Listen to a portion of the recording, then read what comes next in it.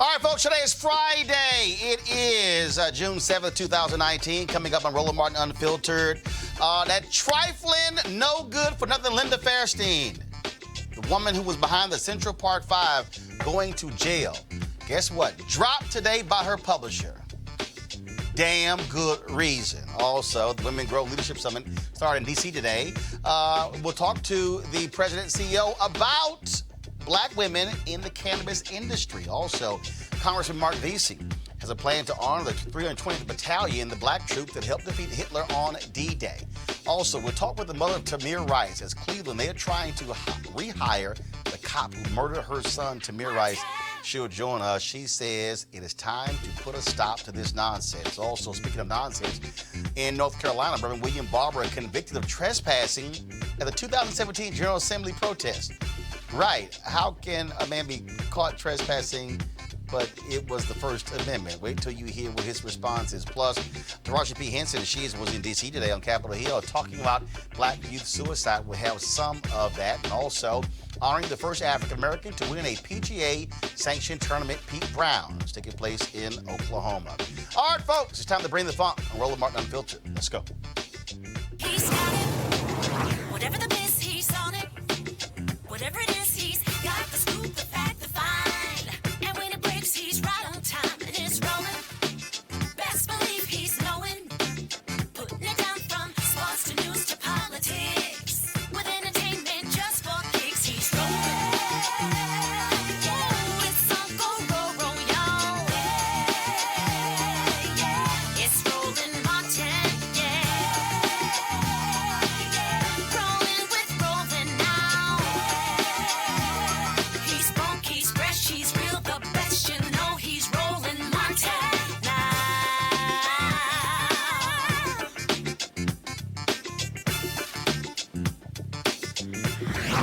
Martin.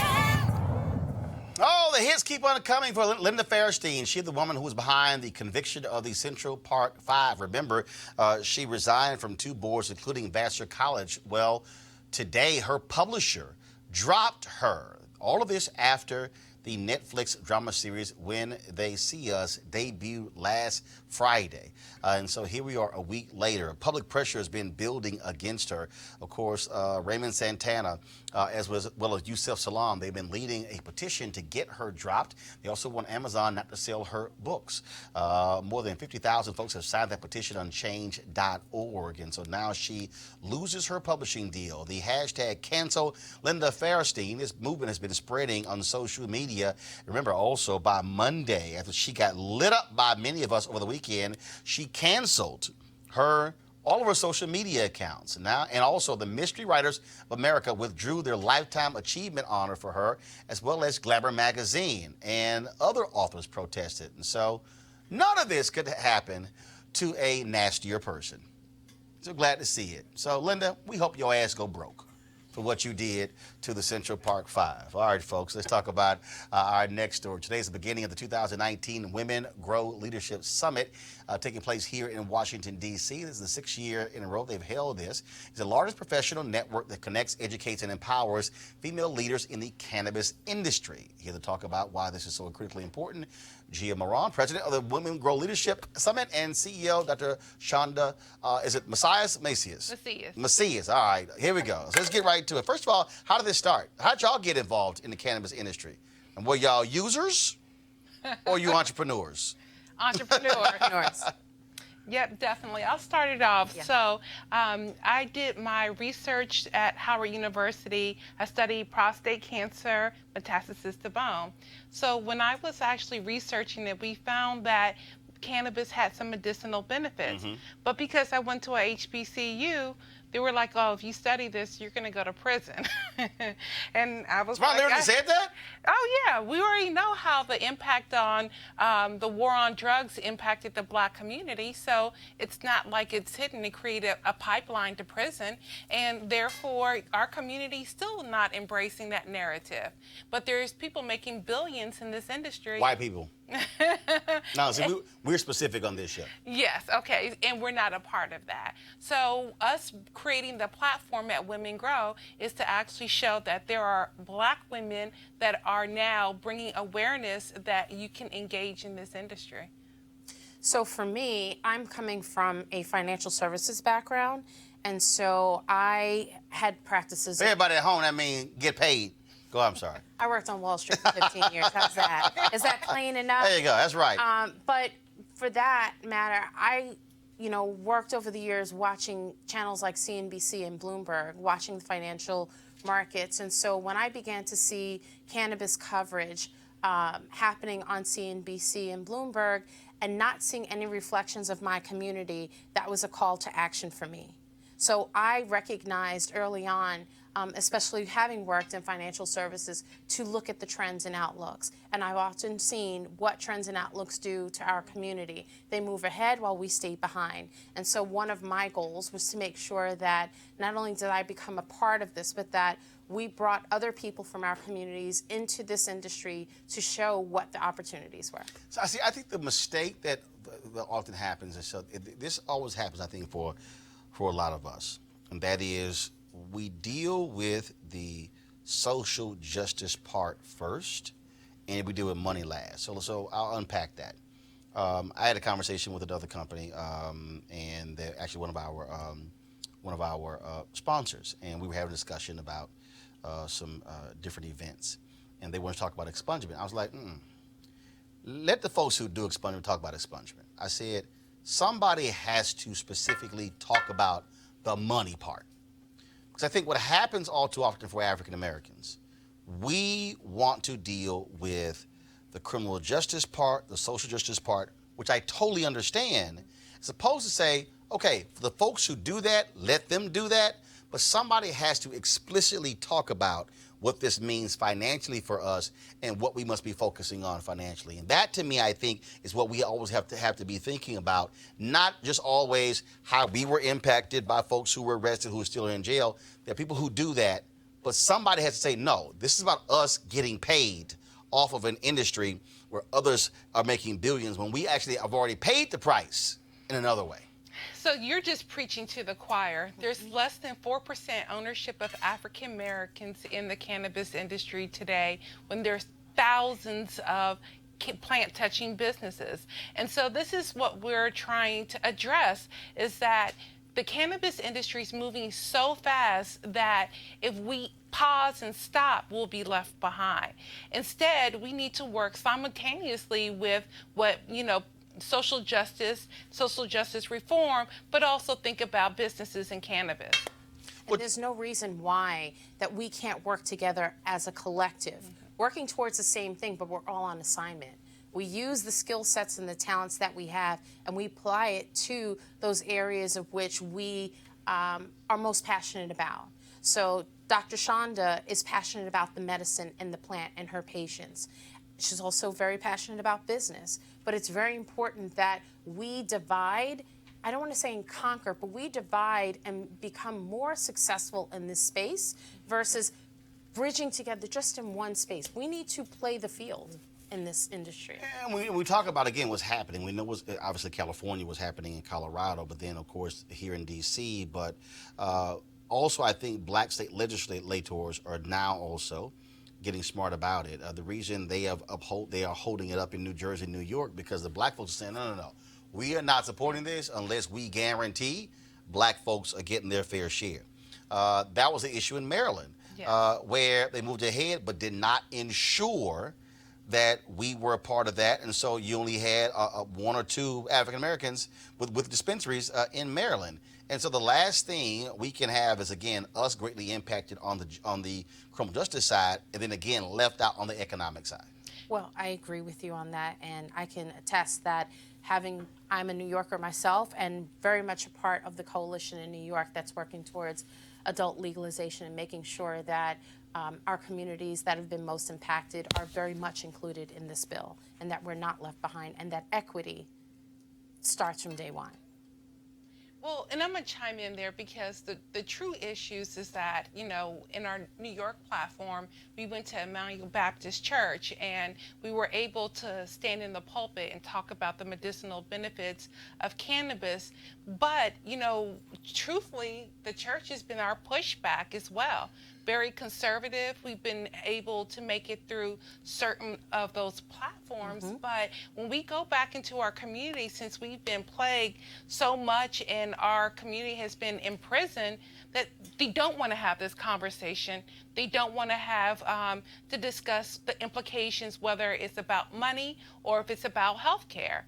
So these are the challenges we face just in our communities, period. Well, but again, I think it all goes back to education. And at the end of the day, when you don't know, you don't know. And so if you, look, I don't care who you are. If you've grown up multi-generations, and when you hear marijuana, when you hear weed, you think of folks who are getting high, won't have the munchies. You think of people who are breaking the law.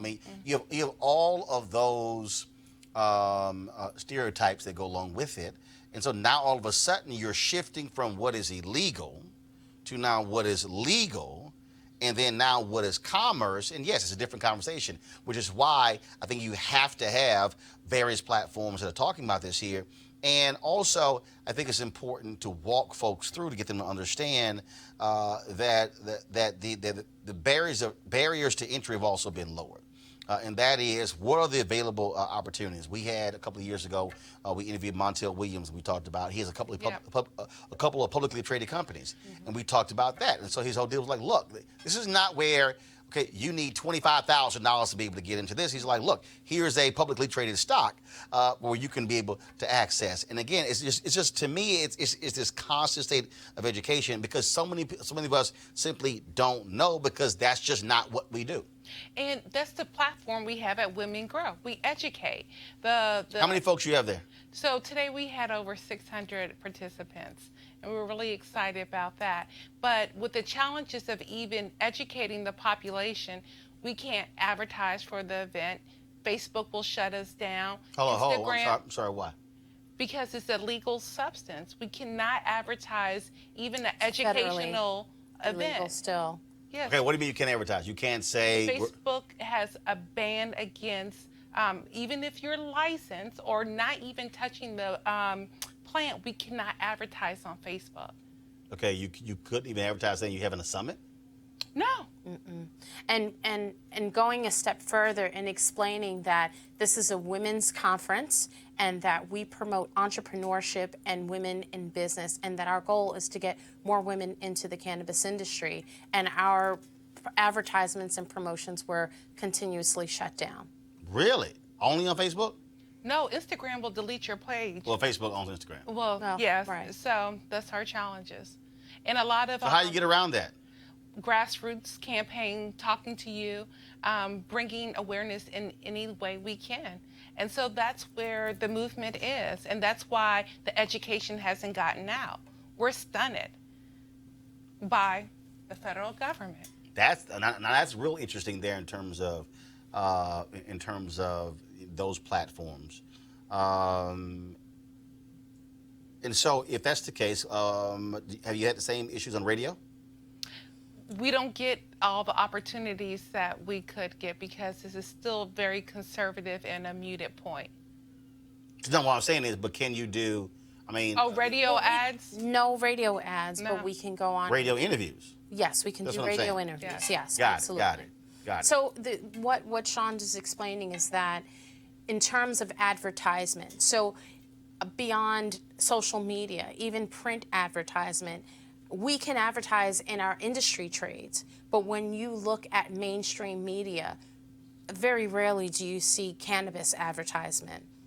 Now, in terms of large conferences, I have seen billboards, but those are more regional as versus national exposure. So it continues to be grassroots, and you really do need to be within the industry to know what's happening, which, pivoting to your point earlier, in order for our communities to know, they have to be in the know, right? And so if they're not connected to our industry, how are they going to know about conferences like Women Grow or any of the other industry events? So these opportunities are important for us to get the message out. So your conference is the same time each year, and so how could folks get more information about your organization? So you can go to our website, womengrow.com. We have a Facebook page. We can't boost it, but we have gentle posts about being in business and entrepreneurship. You have gentle posts. Gentle posts. Okay, I haven't heard that one. They have a gentle post. Y'all know I don't do gentle posts. I don't do those. But yeah, so you can find us about Women Grow on our website, our social media handles, and then there are cannabis magazines that will support us. And you know, to Dr. Shonda's point is that what's interesting about that is that our reach on social media is over 2.5 million, right? And so people are You say our reach, meaning your organization. Yes. Our organization, that's correct. And what's interesting is even looking at our conference today, the number of newcomers, people who are interested whether to starting a business or transitioning their careers and just becoming, you know, applying their skill sets to jobs within the industry. So the fact that we have a reach of over 2 million, the fact that more than half of our attendees are brand new to the cannabis industry speaks volumes to us. Cool, cool. Are you live streaming any of your events this weekend? Some of them we are. So tomorrow we'll have a series of panels. On what platform? On womengrow.com. Okay. Oh, right to the right, but. So actually, we're not able to boost, but if you follow us on social media at Women Grow, you will see that we're doing Facebook Lives, right? So Facebook hasn't shut that down. Twitter Right, so I'm saying, hasn't shut so that you're going to be, so part of the conference, you're streaming on Facebook Live? Yes, segments of it, yes, absolutely. Okay, got it. All right, cool. All right, well, groovy. We certainly appreciate it. Thank you so very much. Thank you. And good luck for the rest of the conference. Thank you. We hope Appreciate you'll come one day. Huh? Will you come and visit us one day? Yeah, no big deal. All right. No, unfortunately, I got to go tomorrow. I have to go to North Carolina. Reverend William Barber's mom is retiring 53 years, and so he leaned on the Alpha Shield to get me to come to the woods of North Carolina. So I will be there tomorrow, leaving at 8 o'clock in the morning. So otherwise, I definitely would drive by. All right, All thank right, you. cool. All right, going to go to a break. When we come back, we're going to talk about Samaria Rice. His mom does not want the cop who killed her son hired by the Cleveland Police Department. Why do they want him back on the force? Next, to Roland Martin Unfiltered. You want to check out Roland Martin Unfiltered? YouTube.com/Roland S. Martin. And subscribe to our YouTube channel. There's only one daily digital show out here that keeps it black and keep it real. It's Roland Martin Unfiltered. See that name right there? Roland Martin Unfiltered. Like, share, and subscribe to our YouTube channel. That's YouTube.com/Roland S. Martin. And don't forget to turn on your notifications so when we go live, you'll know it. Hey folks, they're back. MarijuanaStock.org has another great investment opportunity. If you were lucky enough to invest in their last crowdfunding campaign, you know they raised a lot of money in just a few months investing in legal marijuana farms. Those initial investors now own shares of a publicly traded company. They're on fire. And certainly a lot of you missed it. Now you have an opportunity. Now they have a new investment opportunity that is as good, if not even better, than the last. I'm talking about industrial hemp CBD. For those who don't know, the hemp plant is the cousin to marijuana with a much higher concentration of CBD, which means hemp CBD gives you all the medical benefits of marijuana without getting you high. Now, until recently, hemp farming was practically illegal in the U.S. and heavily regulated by the DEA. However, the 2018 Farm Bill changed all of that. Congress made it legal to grow hemp CBD in the U.S. and creating one of the largest commodities worldwide. They need land to grow all of the plants, and this makes for an incredible investment opportunity, and that's where our good friends at 420 Real Estate come in. Their business model is simple. They buy land that supports hemp CBD grow operations and lease it to licensed, high-paying tenants. That's right, they are hemp CBD landlords. You can get in on the action. You can invest in this crowdfunding campaign for as little as $200 up to $10,000. Like I said, you don't want to miss out. To invest, go to marijuanastock.org. That's marijuanastock.org. Get in the game and do it now. All right, folks, Texas Congressman Mark Veazey wants to make sure America doesn't forget the 320th Battalion on Memorial Day. Here's what he said recently on the floor of the U.S. House. And I want to take a minute today to thank those African-American soldiers during World War II that fought for valor and sacrifice in our country. You may have not heard of the 320th Battalion, but on the morning of June 6, 1944, the unit of African-American soldiers landed on the beaches of France. Their orders were to man a curtain of armed balloons meant to deter enemy. They flew at an altitude at about 200 feet to defend soldiers landing on the beaches against strafing by German aircraft. The battalion served 140 days in France. One member of the 320th wounded in battle, Waverly B. Woodson, Jr., would later be nominated for the Medal of Honor, an award he would never receive. The nation's highest decorations was not given to African-American soldiers in World War II. Members of the 320th, the 1st African-American Battalion, included hundreds of soldiers, were sent abroad to fight for liberties denied to them at home. The story of the 320th Battalion is a narrative of perseverance in the face of injustice. All right, folks. Again, we certainly hope to see them honored with that. All right, folks. Samaria Rice was shot and killed by police officer Timothy Loman in 2014 in Cleveland, Ohio. Loman and his partner got a call saying a black male keeps pulling a gun out of his pants and pointing it at people. The caller also told them several times that it was a child and it was a fake gun. Tamir, of course, was playing with his sister at the Coudale Recreation Center, a park in the city of Cleveland's Public Works Department. Loman had been fired and reinstated before he killed Tamir. And folks, now the police union is trying to get another job for him. Joining me on the phone to talk about what's going on is the mother of Tamir Rice, Samaria Rice. Samaria, welcome back. Welcome to Roland Martin Unfiltered. Yes. Hi, Roland. How are you? Nice to talk to you again since we were at the Maxwell concert. Absolutely. Yes. Good to chat with you. So yes. the union is trying. So Loman gets fired, and they're trying to get his job back?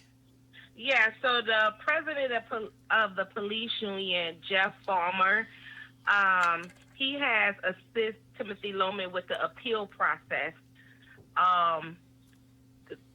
to get his job back.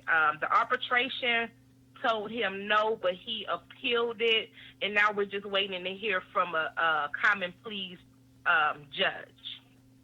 So we're just waiting to hear if he's going to say yay or nay. So what are you doing? How are you galvanizing folks to put pressure for Loman not to get rehired? So I teamed up with Move On and Change.org, and together we created a petition, and the petition basically says that, I don't want Loman to get his job back, and please support this.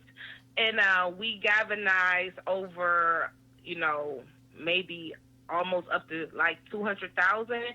But when I did my press conference this past Monday, I was only able to drop off 170,000 petitions to the president of the police union, the CPPA. So I did a press conference in Cleveland, and I dropped off 5 boxes. And at that time, it was 170,000, like I said. But right now, we could be well over 200,000 signatures because the petition is actually still going on Move On and Change.org. Yes, so I'm just grateful and happy that people support this and, want this just as bad as I do. I'm just happy about it. I'm overwhelmed. I'm excited, ecstatic that, I have all of this support, that Tamir has all of this support, and that's what we've been doing. And on our Facebook and Instagram page, Tamir Rice Foundation, we put a picture of Jeff up there with his 2 phone numbers to call in to say, stop your efforts in trying to get Timothy Loman rehired. So we've been applying pressure. I'm just hoping that it's going to work for the folks that here in Cleveland. Cleveland is very, the dynamics is very unique.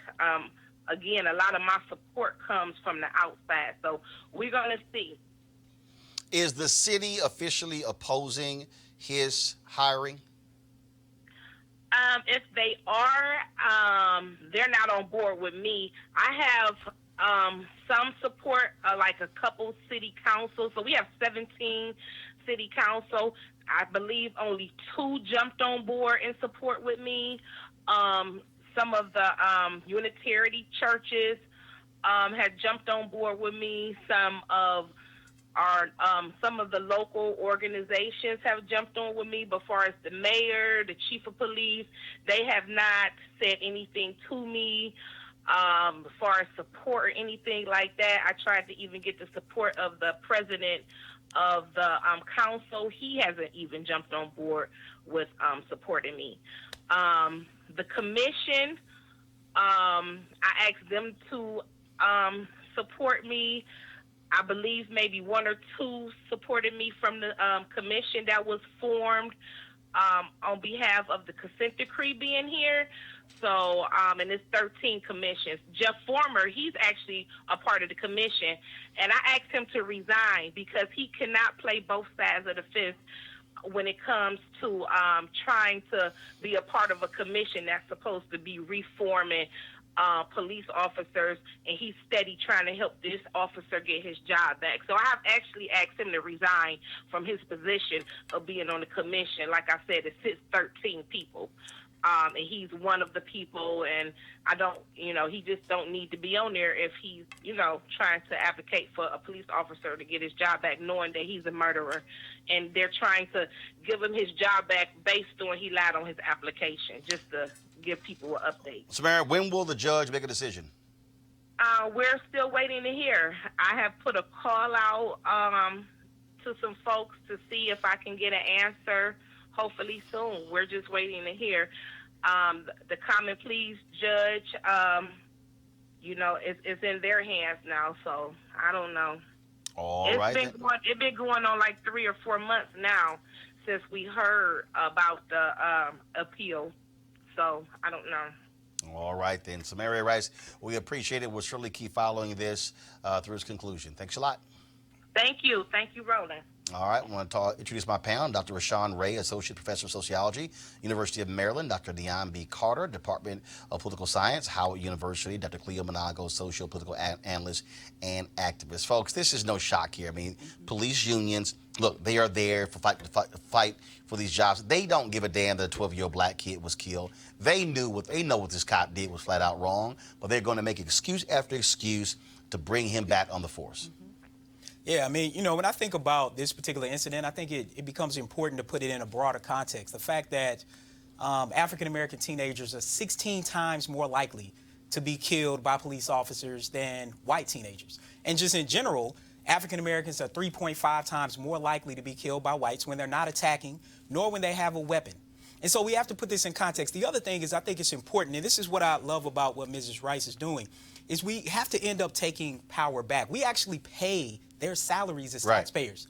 So when we think about that $6 million that was paid out to the family, which it isn't even enough, but that money is coming from taxpayer money. Instead, that money should be coming actually from police department insurances. They should be coming actually maybe even from a portion from FOP dues. And part of what happens is what Cleveland Police Department and the FOP are doing is they are actually continuing to play up the bad apple narrative that exists. This particular officer should not be working anywhere, and all parents should be afraid if he's working anywhere near where their children are. Absolutely, and I think the thing that we're also missing is that Officer Lohman was deemed to be inadequate for service before he took the job when he murdered Tamir Rice. So he is known to be a problem in the field, and absolutely we should expect other things like this to happen with this officer because he is ill-trained and he is ill-suited for this job before this murder occurred. So if the police officer actually cared about him and the safety of the public, they wouldn't have allowed him to be on the street in the first place. But they allowed it, and now they're going to continue to support him, I guess, under this false claim that he is been found not guilty of anything, right, that he is fit for duty, but this man is absolutely unfit for the job of protecting the public, and he absolutely represents a real danger. Unfortunately, a danger that has the full endorsement of the police union and the state to do whatever to the public. So I think this is not just a matter of this guy shouldn't have a job because of this bad act. This guy shouldn't have had a job to begin with. It's really interesting also, Cleo, when you look at what happened today. The former Minneapolis cop who killed Justine Diamond got 12 and a half years in prison, a Muslim cop. Many of us said the moment we saw who this was, we were like, oh, that brother, he ain't getting no support from the union. And the reality is he didn't. Now, there are those of us who believe that police officers who commit wrongdoing certainly should go to prison, but it's very telling how the black cop went to jail for 12 and a half years, and even the payment that was made to her family was much larger than what we normally see in any of these cases. White woman who was killed. And here you have this white cop who kills Samaria Rice, and they're fighting to get his job back. Sure, of course, it's very telling in terms of how black people are treated even when they're cops. But what concerns me, going back to Ohio, to Cleveland, is that a lot of the people who are not coming to this sister's support are black. A lot of people who are part of the city government of Cleveland, and on the city council, and the police department, who are fighting for this murderer, are black people. And what that raises to mind for me is the impact of whiteness on black people over the years, and how we've been trained, whether it's conscious or unconscious, to accommodate them, even in the face of the murder of a child that was not even a teenager yet. And I think that unconscious internalized white supremacy short circuits our capacity as black people to care about ourselves, or to be apprehensive to care about ourselves in the presence of whites because we don't want to offend them. Sometimes we're more concerned about them than we are about ourselves. And that's a problem. Well, again, it's real interesting. Again, the case of the gentleman, the former cop in Minneapolis, as I said. In fact, he was a 2-year officer on the force, Muhammad Noor. And this is what he said in a courtroom. Here we go to my iPad. An emotional. He said, "I knew in an instant I was wrong." He also apologized for taking the life of a perfect person. Remember, she was an unarmed Australian woman who was walking towards his car. And he was convicted. He was convicted in 2017, but the sentencing just took place today there in Minneapolis. All right, folks, let's talk about North Carolina, where civil rights leader Reverend William Barber was convicted on Thursday. Forget this, trespassing, stemming from his 2017 protest at the North Carolina General Assembly. Now, the crazy thing is they had barred Reverend Barber from protesting. They were there protesting health care. And the Republicans in that state barred him and others. It was him, I think about 46 others, who had gotten arrested saying, oh, they're trespassing if they come back. Well, they actually believe in the First Amendment. And so they came back to protest, and then they had them arrested. Then he was convicted. The judge pretty much was like, why in the hell are we doing this? And so gave him 24 hours of community service, which he kind of does every day, and gave him that as well, suspended this 12 months of unsupervised probation as well. But here's what Reverend Barber had to say after the conviction. I want to say this is much bigger than me. This is literally about opening up Southern legislatures to the light of day and to the people's voice and to the people's protest. I'm deeply concerned that the jury was boxed in. They did not get a chance to really hear about our Constitution, which is a strange consideration to me, that the Constitution that governs the legislature. We know that the legislature we have now is an unconstitutionally constituted body. We know that while this was going on and wasted tax dollars, 500,000 people still don't have health care. People are dying. People that are living with diseases that they could be treated for. But more importantly is we're going to appeal. It took jurors 22 minutes to find Barber guilty after 4 days of testimony that included video footage of his call and response chant protesting health care spending outside of the office of Senator Phil Berger. First of all, Republicans in North Carolina, I keep telling people, are just stuck on stupid Niambi. And but again, what they're angry about, they're angry about Moral Mondays. They're angry about how they were able to mobilize and organize people to have constant pressure against them. And they want to use the law to shut down protesters. And as Dr. Barber's lawyer said, he's like, he ain't worried. Dr. King had a criminal record. Absolutely, and this is what he's been doing for almost a decade now, right? This Moral Monday protest has probably been the biggest thorn in the side of the North Carolina State Legislature. He has not let these people off the hook, not one iota, not about poverty, jobs, environment, healthcare, you name it. But this was just about sending a message. And I think they picked the wrong one this day, because Reverend Barber and those who he is organizing with and who he is rounding up around the state and around this nation are not going to be quieted. I mean, because part of the issue is the state legislature allegedly works for the people of the state of North Carolina and in their best interest. So this is a moment where you have a state law which is in violation of the U.S. Constitution and the rights granted to citizens.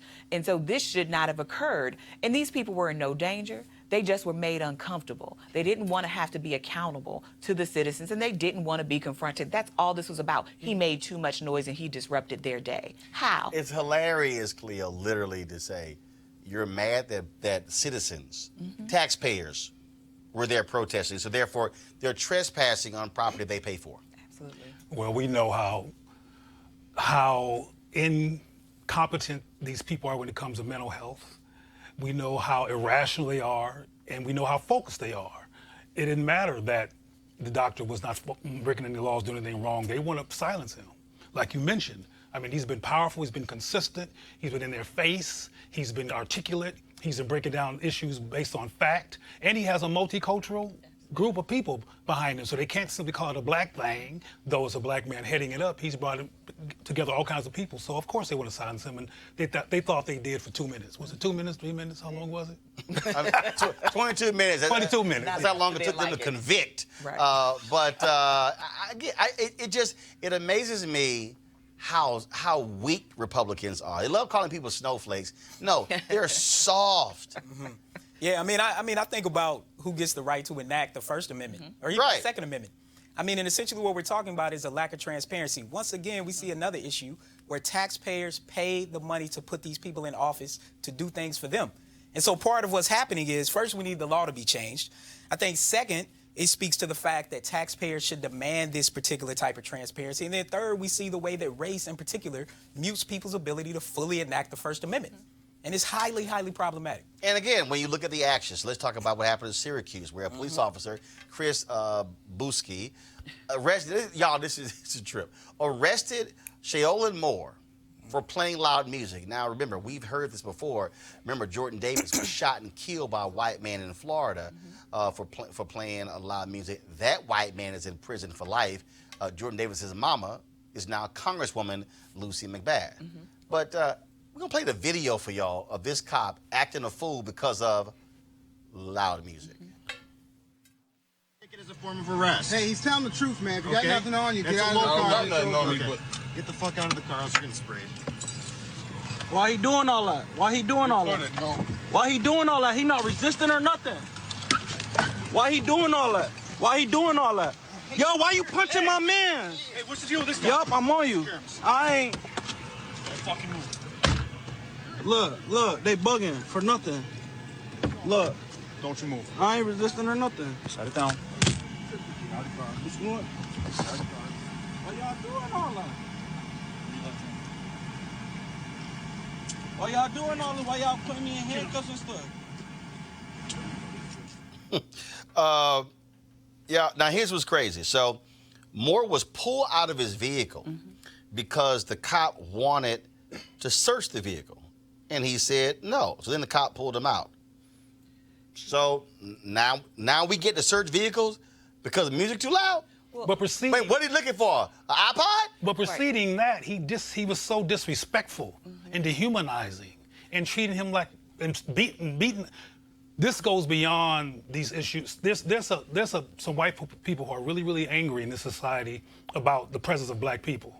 And black people are being killed and harassed and murdered and traumatized because these people have issues. We need to look at how people get to treat people as well. Not just shoot them, which is, of course, horrible, but that all this cussing, and these are grown people they're talking to like this. But this is, I mean, and again, the young man did what he was supposed to do, which is, no, you don't get the right to search my vehicle. That is a violation of his Fourth Amendment rights. And I tell anybody, do not let them make them get a warrant. But in more than that, these noise ordinances are about policing black people, whether it's Reverend Barber in North Carolina saying he's making too much noise or he's playing his music too loud. Because remember, there was a woman in Garner, North Carolina, who had her family pulled out of the house because she was playing Malcolm X speeches at a tone and at a volume that her neighbors didn't appreciate. And this is like 8 officers show up at her house. So there's all of these efforts to police black people just being in the world. So let me read this statement from Syracuse Police Chief Kenton Bucker. Here we go to my iPad. Consistent with the Syracuse Police Department use of force protocol, the incident that occurred on Grace and Oswego Streets on Friday night was immediately reported to the department following the incident. The case was already under review before the video was posted online. I recognize the concerns that have been raised by the community, and I want to ensure the community that under department protocol, when officers use force, including this time, we complete a thorough investigation. The vehicle was pulled over because of a violation of the city's sound reproduction ordinance, a quality of life issue frequently reported to the department for action. Importantly, it occurred immediately following a coordinated police response to Skiddy Park, where individuals were involved in the sale of illegal substances and an unlawfully possessed handgun was recovered. Officers heard the noise from the vehicle as they were concluding the drug and weapons investigation at the park. The vehicle was stopped a few blocks from the park. I want y'all to put a pin in that because I want you to remember that. I'm going to come back to that. The incident is under active review, which will occur on a timely basis. The officers continue to be in service and will be interviewed as part of the review. Let me unpack that. This is the cute job cops always play. So here you have the police chief talking about where the officers came from. At no point in this does it say that Shaolin Moore and the guy riding with him were selling drugs. But he is trying to link the two together. Okay, for instance, go back to my iPad, where individuals were involved in the sale of illegal substances and an unlawfully possessed handgun was recovered. There's no need to link those two if Moore and his friend were actually not in the park. This is the police chief trying to connect drug sales and a legal possession of a handgun with this arrest by saying, oh, and I love this here. The car officers heard the noise from the vehicle as they were concluding. The vehicle was stopped a few blocks from the park. So why in the hell are we discussing the park? If the vehicle was stopped a few blocks from the park, why are we discussing the park? That's the game they play by trying to connect black folks to drug selling as well as an illegal handgun.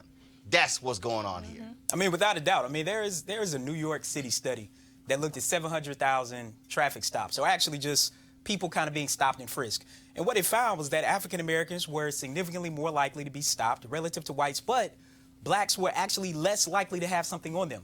How successful were officers in predicting whether or not someone would have something? They were only 2% successful. So this particular incident plays a role in that. The other thing I think about is being pulled over as a teenager with my windows rolled down and my music playing, and I got pulled over by an officer. I think about my wife who was pulled over after leaving the hospital, taking care of babies, taking care of sick people, and she got pulled over for her music. The ironic thing is that her speakers were actually blown out. So see, part of this is simply a cover in order to be able to pull people over. I think the other thing is it relates to community oversight committees. Everyone wants community oversight committees. The problem with those, though, is that we actually need a person from those community oversight committees to actually be on the actual review board in the police department. So the one thing that stood out to me, in addition to what you highlighted, Roland, was the fact that the chief said that this is under review.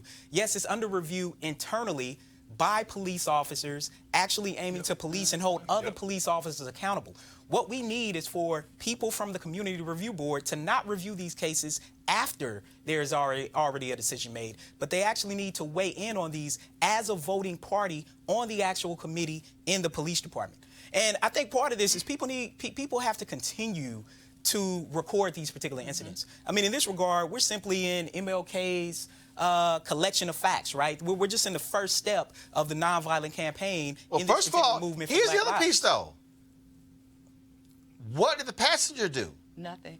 And honestly, So he's under arrest? Yes. Because he said, stop recording. Because he's a witness to what's happening. Honestly, what you read from that that chief of police, actually is very reminiscent of stories they used to tell about black men after they lynched them. This sounded like the setup to a murder to me. Right. Because dead men tell no tales. So they were already deciding what the story was going to be, which these young men were at this park, were selling drugs, and therefore they are criminals and they deserve to be mistreated, mishandled, and anything else that came after that. I'm just glad that these young men get to go home tonight. Now y'all understand why black people got mental health issues. We talked about Absolutely. that yesterday with the head of the Black Mental Health Alliance about the rise in suicide rates among black children starting as young as 5. Well, today on Capitol Hill, the Congressional Black Caucus held a discussion about that, and actress Taraji P. Henson expressed concern for the issue when she testified before this Congressional Emergency Task Force on Black Youth Suicide and Mental Health. It dawned on me the reason why we don't have a mini psychiatrist, not that we don't have them, that they're not easily accessible, is because we in the African American community, we don't deal with mental health issues. We don't even talk about it. We've been taught to pray our problems away. We've been demonized for coming out saying we have issues, and we have trust issues. I need the person sitting opposite from me when I go seek help for my mental to be culturally competent. And if you're not culturally competent, how can I trust you with my deepest secrets and with my vulnerability? We can't give up on our kids, and I think that's where it starts. I think we implement mental illness or mental health as education in school. It needs to be a subject, just like sex education was, a physical education. We need to talk about it. The more we talk about it, the more people will feel like they can talk about it. I really don't know how to fix this problem. I just know that this suicide rate is rising. I just know the ages of the children that are committing suicide are getting younger and younger. It breaks my heart to know that 5-year-old children are contemplating life and death. And Taraji P. Henson, through her foundation named after her father, held a conference today dealing with the whole issue of mental health.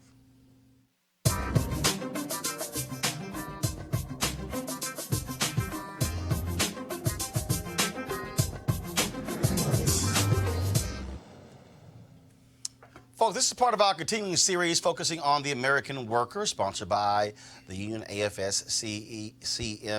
And of course, we know this week we dealt with the death of Chef Leah Chase from New Orleans. She passed away 6 days ago, surrounded by her family. She was 96 years old. And so there is a woman who is a member of the AFSCME union who talked about the importance of food, working for children, and again, what you must do in the workplace in terms of gaining respect, not only people you work with, but also the respect for workers. Here is this week's American Worker segment.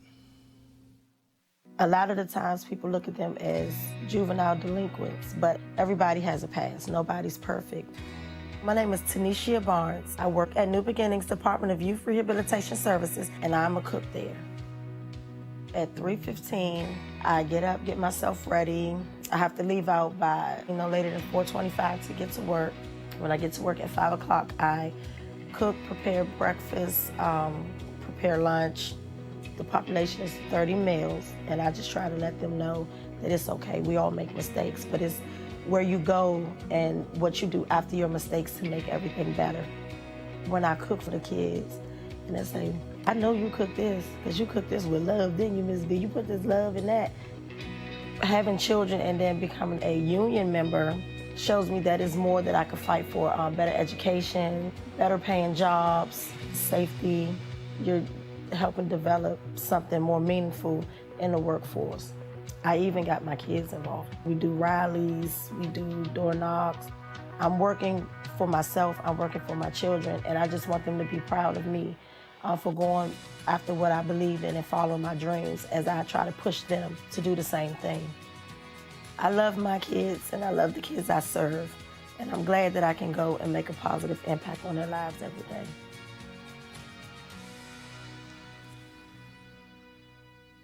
All right, and we surely appreciate AFSCME for being a huge supporter of Roland Martin Unfiltered. Now, I wasn't going to talk about this because I really don't give a damn about a lot of this silly stuff that happens on social media. I don't care about gossip. I don't care about entertainment. But I needed to deal with this, okay? So how many of y'all have seen people talking about this ridiculous image of Beyonce and Jay-Z sitting courtside at the Game 3 the other night, and the wife of one of the Warriors owners leans over and she's talking to Jay-Z. Okay? This thing has gotten all crazy. It's blown up. Well, today, Beyonce's publishers had to release a statement condemning the people attacking this woman. This woman got death threats because of this whole deal. Telling the Beehive, yo, shut the hell up and calm down. But this is what bothers me the most about this, okay? Because I really don't give a damn about these stories. I really don't. I think they're stupid. I think people who engage in them are stupid. Yes, I think you're stupid. You're sitting your ass at home. You know nothing about the conversation taking place between Jay-Z, Beyonce, the wife, and the husband. You know nothing. Yet you are sitting at home assuming you know what she's talking to Jay-Z and Beyonce about. The woman says, I was asking them, what do y'all want to drink? Now let me again unpack it. He's the owner. She's the wife. They're guests. They're guests of them. So don't you think that if we're at a game and Rashawn or Dr. Carter or Cleo were sitting next to me, and let's say I was talking to Dr. Carter and Rashawn is sitting right here and it's loud as hell, I'm probably going to lean over to say something. But no, all of these people are losing them, and that's right, give him the girl, give her the side eye. She talking to your man. This is stupid. This woman is in tears. She has deleted her Instagram account because she's been attacked and getting death threats and people trashing her. And why do I keep saying her? Because I'm not going to say her name. Because her name is not important. Her husband's name is not important. But at some point, I need people to shut the hell up and get on with their own damn lives and stop being so fixated over dumb shit. And that's what this is. This is stupid. Absolutely stupid. In fact, there's been more conversation about the side I lean over than what happened on the other side of the court. There you go. When one of the Warriors owners, who's worth $2.4 billion, pushes Kyle Lowry when he fell into the crowd. That owner, suspended by the NBA for a year, can't attend any NBA games, fined $500,000. According to some reports, he's likely going to have to sell his shares in the team. Because he shouldn't have put his hand on a ball player. When you're sitting courtside, you don't put your hands on it. But my problem is that we, as a society, are caught up in bullshit. The people who are, the amount of time, and I know somebody is sitting here saying, well, you're spending time on this. Yes, to tell y'all, shut the hell up. Stop wasting, it's dumb. Death threats? Roland. Because she leaned the hell over to talk to Jay-Z. Really? Really? What? Okay, I knew nothing about this incident at all. Somehow it got past my radar. But are you telling me that people in the so-called Beehive saw a woman talking to Jay-Z and got mad and made some projections on what she might have been saying to Jay-Z and started a viral conversation about from the Beehivers? Dr. Carter, you want to take this one? Is that what happened? In a nutshell, I mean, Nut is a figure of speech. I mean, I'm like you. I didn't understand what that people saw in an exchange between grown people at a basketball game. Grown people. But these are the Beehivers. That's what I want to make. These are the Beehivers. These are well, extreme come on fans. now. Beehivers are. And there are people who I know. Oh, goodness. People who are smart, educated, who got their ass caught up in this stupid-ass story as well. I'm a fan, but that's that woman's husband. Let her worry about that conversation. Like, what does this have to do with me? But here's the deal. Here's what gets me. Didn't the same Beyonce do a song talking about Becky with the good hair? And didn't he turn around and do a song talking about him being with Becky with the good hair? Really? And y'all caught up? Look, and trying to figure out what was being said on the sideline by 4 rich people. I was saying, these people are still married, so whatever problems they've had, they've monetized those and worked it out, and he's a billionaire, and she's wearing $10,000 worth of clothes. See, again, I can't be bothered by what's happening in their life. People are irrational about their irrational. I mean, I think that's what's key. Like there are 2 things that popped out to me. First, that we paid more attention to this particular situation than we did what happened to Kyle Lowry. Let me be real clear. I'm going to show you. First of all, this is the photo. This is from the NBC News website. Y'all, this the photo. I think it might be another one. This is what, now we probably gonna get flagged. If we get flagged by this, but I'm playing this from Twitter. Y'all, this the conversation. They were like, oh, she was all leaning in her space. Why is she leaning in her space talking to Jay-Z? Look at the side eye she gave her. Y'all, that looks changed. That's what caused these people to lose their damn mind. Beyonce looks like that all the time. I mean, like, it wasn't, I mean, that particular reaction is interesting to me. I think it speaks to relationship trust issues that people have. But it's stupid people. Yeah. It's stupid people who, but see, this is the thing, because I'm taking the thing even larger. Because what happens is something happens, and it's the image, oh, look how he looked at her. You have no idea what was going through that person's mind, when that happened. There's no audio, nothing. But for people to go on this woman's Instagram page and literally dog her, trash her, cuss her out to the point where she had to delete the account. One person talked to her said the woman was in tears because this thing has gone all over the place. And what I'm just trying to say is I just need people to grow the hell up. And see, the reason I'm saying how we value what's important right now on our YouTube channel, 388 watching. So let me go over here to the Facebook channel. Because I'm about to make a point. Right here is 181 on the Facebook page right now. And then I'm going to go over to the Periscope channel feed right now. And we got 100 and 102. But I got about 60 there. I guarantee you that if I put in the line, we are discussing Beyonce sideline gate, numbers would have exploded. Absolutely. Because people care about stupid stuff. And this is stupid. And I need people to learn to stop getting sucked into stupid stuff. That's why, just so y'all know, okay? Y'all ain't never seen on this show me talking about so-and-so just broke up. Because I don't give a damn who you dating. So-and-so just got engaged. Okay, great. I don't care. But are you in the Beehive? I ain't talking about the Beehive. I'm broadening this thing. Right. I'm broadening this thing. Beehive people are obsessed, and they don't want her garment to be soiled. It's the same as the Mariah. I said something about Mariah Carey one night. All her folks lost their mind. I was like, oh, y'all can go to hell too. I told them on Twitter. And look, here's the I'm telling you. I don't care if you gay and you come out. That's your business. If you have a baby, that's your business.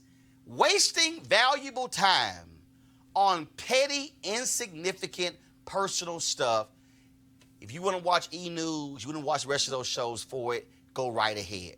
But literally, the amount of stuff that exists, I can't even put all the stuff in a show that I want to put in a show because of the amount of time. Right. And I'm just saying, if you a mama or uncle or aunt or you a daddy or if you got a family member calling that, you say, your ass stupid for wasting all this damn time on that. And somebody got to just say it. Right, and also the time that they spent retweeting and tweeting about this story, they could have supported Samaria Rice. It's Beyonce. Right, and they could have filled out a petition that. Hold up. But even if you ain't want to do all that, just shut the hell up. Well, that's also free. I mean, I literally can't imagine going to the Instagram feed of somebody. Right. Some stranger. Some stranger and say, and cussing them out. And I hope you die and all this other nonsense. Cussing they a said this stranger moment. out who invited them to the game. Over people you don't know. Because Beyonce and Jay-Z ain't season ticket holders of the Warriors. But you They also were don't know. invited by the two people who was talking to them. Let me let y'all know something right now. Roland got some courtside seats, and I invite Beyonce and Jay-Z. Y'all kiss my ass. I'ma talk to them. Okay? I'ma lean the hell over. We gonna talk to them. I don't give a damn what none of y'all gotta say. But it's childish and petty. So clearly, I'm sorry. I said I was not gonna discuss it. But I need to discuss that because sometimes we need to tell our own people, stop doing stupid stuff. And this to me is stupid. Now, was also stupid, all y'all dumbasses who get on airplanes and put your damn feet on the seat with somebody sitting right there. Keep your damn feet in your damn shoes. Anybody trying to smell your funky ass feet? This happened this week, and I had to play it. Stick your feet behind me. I think.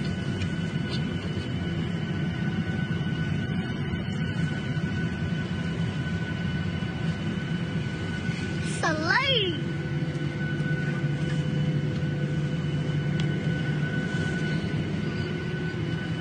Why somebody on my feet behind me? Flight attendants, please be seated for departure. I thought you had your feet behind me.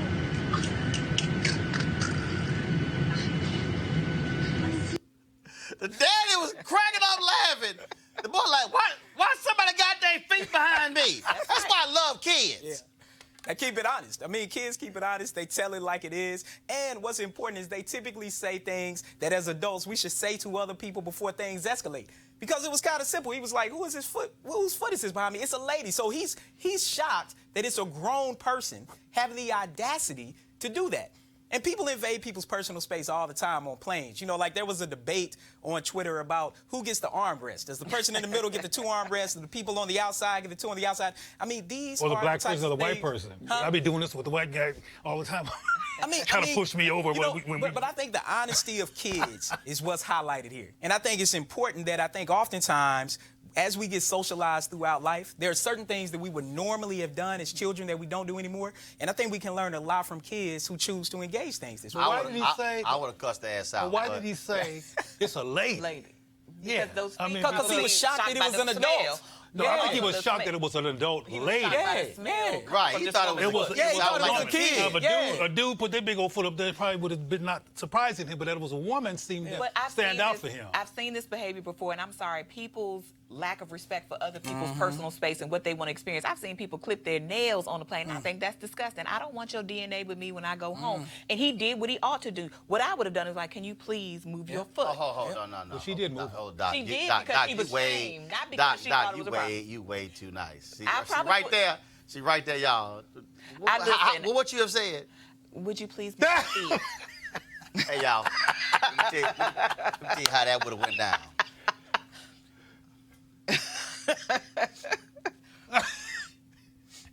Henry, don't switch to them. Stay right here. Stay right here. I'm directing the damn show. Stay right here. We on the plane.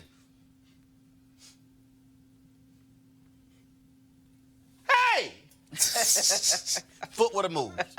I wouldn't even have to get out of my mouth. Right. Could you please move your foot? It would have been, hey! That's all that would have happened. Right. Matter of fact, they would have heard a C-32A. Hey! That's what would have happened.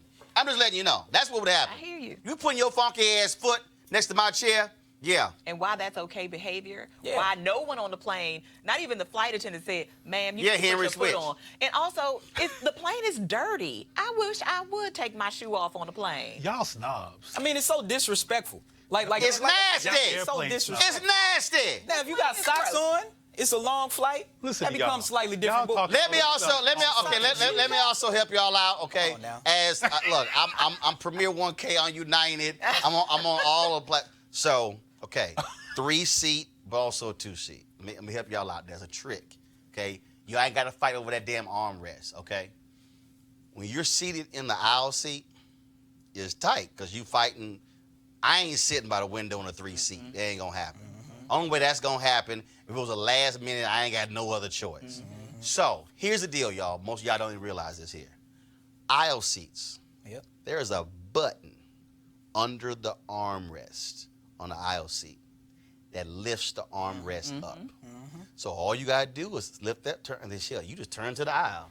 You can have all this free space, whatever. Now, when they come with the cart and everything, you just slide your behind back. I'm just saying, I don't even, like, I was on a plane, the dude look at me like, how the hell did he just, y'all, seriously, y'all think I'm like, some of y'all at home right now going, huh? Seriously, there's a button, slide your hand to the back of the armrest. Cleo like, damn, I didn't know. Oh, yes, sir. I'm an aisle person. You an aisle person? But the aisle. Yeah, me too. You an aisle person? All about that. Right. Gotta have the aisle. The only reason I knew that is because one day I couldn't fly first class because first class was full. And then I remember that story. I was like, hold up. I got that button. So there's a button. Y'all got to click the button. Armrest come up. Yo, you got freedom. You turn this way. But we ain't sitting here fighting them. But see, this is what also I do. I intimidate folks. Just put the damn armrest up. And then when they try to pull it down, hell, your arm is here. No, it ain't coming down. So it's gonna be free. We ain't fighting over the armrest. It's gonna be free damn space. Yep. We ain't gonna fighting, get real close. We ain't fighting over the armrest. That's one of the things I like about Southwest, because when I get on the aisle, right, and people are coming in, they just go straight past me because they typically don't want to sit by me, right? And so, but if I'm flying on another airline, I'm definitely trying to get an aisle seat, and I'm definitely lifting the aisle armrest up. Put your funky foot up, we got a problem. All right, y'all, last story here. 1964, professional golfer Pete Brown became the first African-American to win a PGA-sanctioned tournament. The Waco Turner Open took place in Tulsa, Oklahoma. Pete's golfing career began by playing in a tournament hosted by the United Golf Association, an organization formed by a group of African-American golfers who operated a series of professional golf tournaments for blacks during the era of racial segregation in America. One of the folks, of course, who was behind that was the great boxer, the Brown Bomber. Who was that? What you got? Y'all live in Joe Louis. Joe Louis. There we go. All right. At that time, blacks could not play in the PGA-sanctioned tournaments due to the Caucasian-only clause of the PGA. Well, fast forward today, the Pete Brown Golf Facility will honor him by renaming a course after him. Of course, Pete died a couple of years ago, and so it's certainly an honor. All right, y'all. Last comment here. Final comment. Anything you want to say? Anything happened this week? What you got? Go. Well, I just want to go back to the mental health issue, if I can, for a moment here, because I have some concerns. A quick moment. A quick moment. Let's call a fight on wrap up 19 thought. years ago, Dr. Alvin Poussant and I were on a panel for the National Association for Equal Opportunity in Higher Education in 2001. He had a book that he put out called Lay My Burden Down, which was about African-American suicides. And it was about it being high and disproportionate back then, and then it went silent. I just hope that Taraji's activity does not do the same thing, because if we would have did something back then, when Poussant put his book out, we might not be looking at this issue like we're looking at it now. And we tend to get fired up for a moment around issues that affect us, then we go back into the trance. All right. Yeah. I would just say that we can actually do multiple things at the same time, right? We can actually pat our head and rub our tummy. So we can watch the gossip, but don't forget to keep your eye on what's happening with your government in your local communities, in your state, because that is vital. We are looking at a president right now that is a criminal in so many ways. We are looking at state governments like North Carolina, like Georgia, that are trying to steal your rights. So while you're paying attention to Beyonce and Jay-Z, make sure you are also looking at what's happening in your community, because that's actually going to affect your life. Those people will be rich tomorrow when you wake up and you still won't know them. You know, one of the segments you highlighted was about work, and the big thing that stood out to me was about rehabilitation. And part of that is that Flick Shop School of Business has been starting to do a lot of work using virtual reality to help train incarcerated people for when they get out. Because if we link the cannabis story with the work story, part of what's happening now is that cannabis is an example where we continue to see another example of where black people have gotten screwed over, not just financially, but legally, and a lot of other people are starting to make a lot of money. So that's why I was happy to see these sisters on this show talking about that, because we need to change the laws to actually make things legal across the country, and then we need to actually do some reform with individuals who are in prison. We're developing a virtual reality program for job training, onboarding people when they get out of prison, and I think these particular things are important because we don't want to see the recidivism rate continue to rise. All right, folks, my final comment. We have surpassed 2,000 folks who have joined our Bring the Funk fan club, 2022 to be exact. We launched this show 9 months ago. Anniversary was a couple of days ago. We launched this on September 4th, 2018. of course, and now it is June 7th, 2019. Now, we certainly appreciate every single person who's contributed. Our goal was to have 20,000 of our supporters give at least $50 a year to join our Bring the Funk fan club. Those of you who have joined our fan club, you have a discount code for products that we have on RolandSMartin.com, including books, and we're going to be adding some other things as well. Why is this important? Because this week was a perfect example. We did the 2.5-hour show on Wednesday, celebrating the life of Leah Chase, of course, who passed away, the great chef out of New Orleans. Next week, on Wednesday, we're going to be in Miami for the American Black Film Festival. Shaft is premiering. We're going to be there, but also we're going to be talking to a number of up-and-coming directors. Because, see, guess what? The John Singletons, the Will Packers, they were able to go to ABFF and actually learn their craft and get lots of connections. I'm going to be moderating a Q&A with Reggie Hutland about his new Netflix documentary, The Godfather, which is on now, talking about Clarence Avant, of course, who was involved in the music industry, but also in Hollywood and the civil rights industry as well, plus in politics. And also, we'll be at New Orleans for Essence Music Festival, but also traveling in other parts around the country. You have NAACP convention in July. You have the National Urban League taking place, National Dental Association here in D.C. In fact, June 18th, we're going to be live streaming a summit dealing with the United States Census, its impact on African Americans. Why am I saying all of that? Because the reality is there's no other show in the digital space like this. None. You can try to find it, don't exist. There are people who have shows, but are they doing a full-fledged 1-hour news shows every single day? No. Are they doing live streaming of summits, of conferences, of rallies, things along those lines? They are not. Also, you take that with our 1-hour interviews. And so we're doing a hell of a whole lot with not much. And the reason I say that's also critically important because we love to talk about what we need, but somebody has to build it. Somebody actually has to build it. Okay, Ebony Magazine didn't just all of a sudden just happen. No, it was built by John H. Johnson, taking a loan from his mother, bargaining against her furniture to start the magazine, to start Negro Digest, to start Jet Magazine. When you look at all of these companies, that's what it requires. We've been going for 9 months. I haven't paid myself a salary because we're trying to keep the doors open and pay staff. And so we can't talk about why we don't get our stuff covered when we don't have the platforms to actually do it. So we want you to join our fan club to help us do that. We're talking about, if you gave $50 in a year, that's folks about $4 a month, 13 cents a day. And I can tell you the conversations that we have are a hell of a lot more vibrant than what you're paying $200 a month for watching on those cable networks. And so we want you to support us, and we want you to do it today. And so this month, my goal is to get us 1,000 new fan club members in the month of June. You can sign up right now by going to RolandMartinUnfiltered.com. You can go to, you can do so with PayPal, Square, or even Cash App. If you do use Cash App, be sure to put your email down so we can send you the promo code. So we certainly would greatly appreciate that. Again, tomorrow I go to North Carolina. Reverend Dr. William Barber, his mom, retires. 53 years of service. And so we're going to be in North Carolina celebrating her.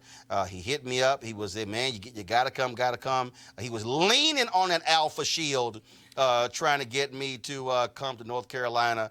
Here we go to my iPad. This is the program here for his mother. It's taking place Saturday, June 8th. So 4 p.m., Plymouth High School Gymnasium, community celebration of music and arts honoring Mrs. Eleanor Barber for her retirement and 53 years of service. And so we are looking forward to that. Greenlee. So y'all can also tell everybody know where this is because he sent the flyer. They ain't even put the town. It's in North Carolina. They ain't even put the town on here. Plymouth High School Gymtorium. Y'all know what that means? I'm going to Plymouth, North Carolina. That's probably where I'm going. And he told me, he said, Roland, you coming to the country. He said, you coming to the country. And so, again, I'm going to be there tomorrow, and so we'll certainly look forward to it. Folks, we hope you'll have a great weekend. We're going to close the show out, of course, playing for you all the folks who've given to our fan club, and I appreciate every single one of you because your dollars makes this show possible and makes it possible for us to do what we do. And so I shall see you on Monday.